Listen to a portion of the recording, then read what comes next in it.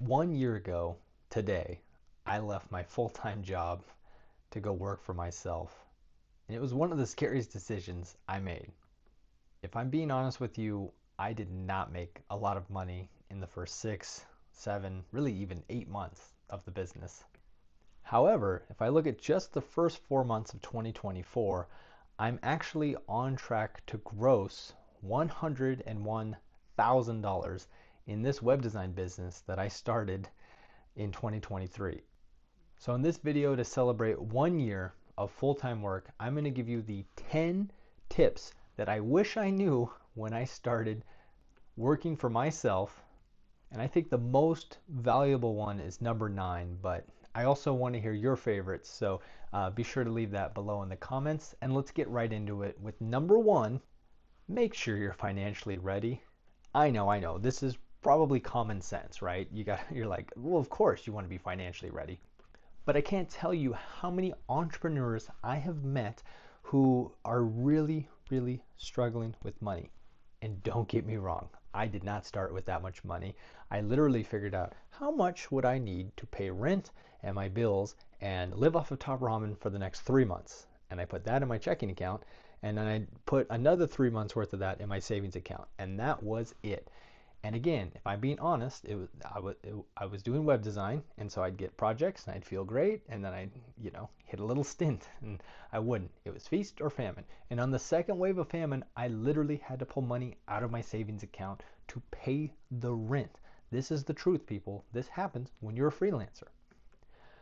And again, like, I'm talking a few $1,000s is what I started with, and so like, if you can't save up that much money, you should not be taking the leap yet. But that does bring me to point number 2. It's okay to be scared. It's okay to be scared. You're used to having a consistent income flow, and you are about to not have a consistent income flow. You should be afraid. If you're not, then you should probably go talk to somebody that's a medical provider and be like, why am I not afraid? But we do not need to live in this fear. We can overcome that. But before we overcome that, there's one thing that you really should do that I didn't do. And that's number 3. It's get paid. Now, this is the truth. About 2 months before I left my job, I thought I had a really good client, but I didn't. I had a really good lead. And so because of that, I put in a 2 months notice. And I know 2 months notice is crazy, right? I put in a 2 months notice thinking that that client would be the reason why I wouldn't have to worry about money for a long time. And it turns out they weren't a client. So I encourage you to get paid. For instance, if you're a web designer, get paid. Have like 2 projects that you get paid on. Obviously, Alex Hormozy talks about this, right? When you first start, you're going to suck. And so you're going to give away a couple for free, hopefully get some testimonials off of that. But try to at least get paid, even somewhat, for those first couple projects, so you know that's like your proof of concept. Okay, I can get paid to do this. Great. Then it's time for number 4. Take the leap. Take the leap. I'm telling you, it's time. Take the leap. This could be your year. This is your moment. I'm over here to cheer you up and to say, like, come on, let's do this. Now, I have empathy for people out there that have things like kids and partners, because I don't have those things. It made it easier for me to take the leap. I was recently on a podcast, unpublished yet to this point. I'll link to the description once it's out. And I was talking to I'll call him a kid because he's 22 years old. And he said, I get to take this leap because I don't have these responsibilities. And I said, hey, I'm 11 years older than you. I'm in the same boat. A lot of people aren't. You have to think about the mouths you have to feed. Again, go back to points number 3, make sure you've gotten paid, so you have that proof of concept, and go back to point number 1 to make sure you have that runway. Your runway needs to be longer if you have mouths to feed, but if you don't, all the more encouragement to take the leap. Now let's go to number 5. Ask for help. Ask for help constantly. Be looking for mentors, guides to help you on your journey. For me, I reached out to the SBDC and ended up getting a SCORE mentor.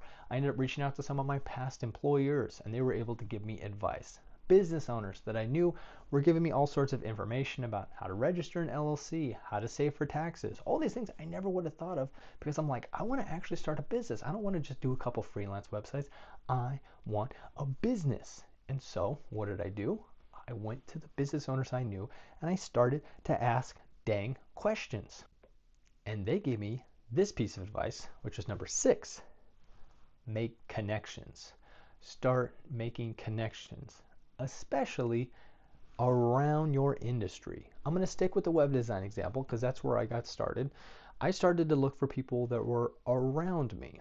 Photographers, videographers, graphic designers, illustrators, marketing people, all these people that do stuff that I don't do. I was looking really hard for a social media person. I couldn't find anybody until this year. And now I found them and we pass business back and forth all the time. It's great.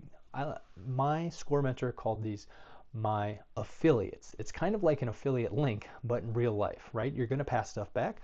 Maybe you exchange money for doing that, but really it's keeping you top of mind for them. And on top of that, we want to make sure we go out there and make connections because we need exposure. People need to know that you're in business. Go out to networking events. Join a networking group like a BNI or something similar. I'm a member of Team Referral Network, which is like a smaller BNI knockoff with a chiller vibe. So, if you have Team Referral Network in your town, tell them Sam sent you. And go out there and work on your elevator pitch. Get good at making small talk. It's hard post-COVID to do these things. And so get out there and practice, dang it. And then, this is the key. I think this is one of the big keys right here. Number 7, find a community. Maybe you're lucky enough to find that locally. If you do, that's great. And of course, there's a lot of, let's say, free Facebook groups out there, or maybe a subreddit that you can get a part of. Those could also be good options. But there's probably a good chance you're going to have to pay to play to form your community. Maybe this is your single category referral networking group. That could be your community. Maybe you find a community within your niche, your industry. Maybe you have like a WordPress meetup in your town and you meet up with the other web designers. I'm just going to stick with that example because it's easy for me. What I did is I joined a community called Web Designer Pro. And if you've never heard of Web Designer Pro, which you probably haven't, and this is not a sales pitch for him, it's just something I use. It's run by Josh Hall, who's a really nice guy, and I started to listen to his podcast at some point when I was thinking about starting a business. And when the time came to take some of his courses, I realized I could just pay for his community. I'd get his courses, I'd get a community, and I'd get coaching. So not only did I get a mentor right away, but I got this team of people that were all ahead of me. At this point, they were all ahead of me because I was brand new. And they just picked me up and they loved on me and they helped me get to a point where I felt comfortable enough to put in a 2 weeks notice or 2 months notice and to leave my job. And so when I took that first step out on this day a year ago, I was like, holy crap, what did I just do? But I felt supported because I felt like I had a community that had my back. And you know what? They did. And now I try to give back to the new person that joins the group. By the way, if you want to join a really awesome community, you should check out Web Designer Pro. There's a link below. That's an affiliate link. I've never done that before. Holy snap, I have an affiliate link. That's pretty cool. And by the way, if you're not ready to commit to something like that, I'm also going to put a link to his podcast because that's where everybody should start. Because I guarantee if you binge listen to 100 episodes like I did, you're going to fall in love with Josh Hall. Enough of that. Let's get to number 8, which is stay curious, stay focused, stay humble. Now this is a 3-parter, and this has to do with the Dunning-Kruger effect. We've all seen this graph before, right? Let me make sure I draw it right. Get my elbow on the screen here. So we start off with our confidence going up as we start to learn something, right? And we reach this peak of confidence and knowledge, right? The knowledge is on the x-axis. Our confidence is on the y-axis. This is where we are the most ignorant. And then quickly we find out that we actually don't know anything and we reach this lull. And this is actually where people usually give up. But if we keep going, eventually we'll make it to expert, which is actually less confident than we were when we first started. And so here's the problem, is when you're first starting your business, you're probably in the stupidly confident area. That's exactly where I was. And I tried to remember some wisdom I got. I wish I could find him today and thank him for this wisdom. My old EMT mentor from a million years ago, he told me, if you think you know everything, you don't know anything. That's what he said. That's exactly what he said. And the point of that is to stay curious. When you hit that peak of ignorance, you're going to quickly learn you don't know as much as you do, and that's okay. Stay curious to be learning things, especially in your early days. And then the next thing is to stay focused. I can tell you early on, as I was hitting the feast or famine peaks and valleys, I quickly said, I got to get more recurring revenue. So I guess I'm just going to do every digital marketing service that's under the sun. And my score mentor, who's been doing digital marketing for 15 years, said, okay, that's one thing that you could do. Or you can pick one digital marketing service, get good at that, and then see if you want to offer other services. And I remember sitting there at the coffee shop thinking, maybe you're right. Maybe I should look more into this SEO thing. And maybe I did. The last thing is to stay humble, because eventually you're going to make it through that little lull where you are feeling all the pains, and you're going to start to get back up to expert level.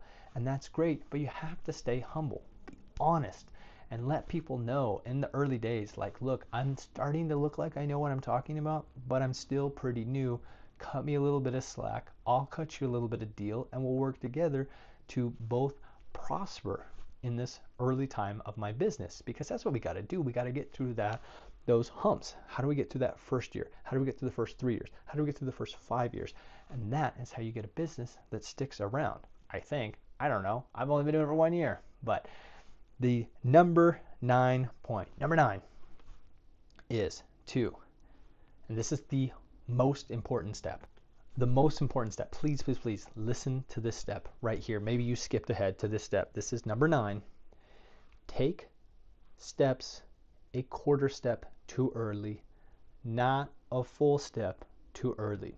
Let me give you a couple examples of taking a quarter step too early. Taking a quarter step too early was basically having an idea in my head that I should start this web design business, and then the next month registering the LLC, opening the business checking, business credit card, getting business cards, registering the domain, and then launching the website within a month. That was probably taking the quarter step too early. Now let me give you an example when I took a full step too early. That was leaving my job with 0 paid clients. That was a mistake. If I could go back, I would rewrite the script on that one, wait a little bit longer, save up a couple more dollars. Please learn from my wisdom. At least get paid once before you take the leap. Now, let me give you another example where I took a quarter step too early. Another time where I did that was when I decided to start offering SEO services. I felt pretty good, but I probably could have sat there and worked on my SOPs a little bit more. I could have, honed in on my ideal client profile a little bit better, but instead I just offered the service and I started doing it. And I got my first couple clients, and I got them results, and I got my next couple clients, and I got them results, and I started to talk about it on YouTube, and I got a couple clients from that. And next thing you know, like I said, we're on track to gross 6 figures in 2024. That's crazy. That's absolutely insane to me. But it's because I took quarter steps too early. And right now I'm taking 2 big steps, and these might be full steps, and they might be mistakes in the end. I hired a team member. Maybe I took that step too early. I don't know. Only time will tell. I'm working on a massive local SEO course. Maybe I'm taking that step too early. I don't know. Only time will tell. But I feel like those are only a quarter step too early, and I'm willing to take the risk. And that brings me to the final tip. Number 10, share your knowledge. As you go out there and make those connections, find your community, share the knowledge that you're gaining. Make sure that when you stay curious, you share that knowledge that you gain.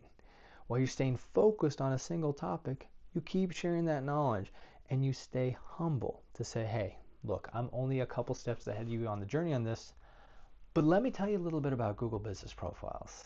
Let me tell you a little bit how to rank higher on Google. The stuff that I know above the person I'm trying to, let's say, sell to, for lack of better words, is enough where I can still be useful. I'm only 1 year into this journey, and I'm hoping to start a business. I'm hoping to be around for a while. There's no guarantees in life. But I can tell you that if you follow these 10 steps, maybe, just maybe, you'll be on better footing while you take the leap and start full-time with your business. And if you've recently taken the same leap, down below, please drop anything that I may have forgot. Be sure to subscribe to the channel and watch this video right here if you want to see me share my knowledge on a topic that I love to talk about. And I hope to see you in the next video. Good luck. This year could be your year. I'm so excited for you.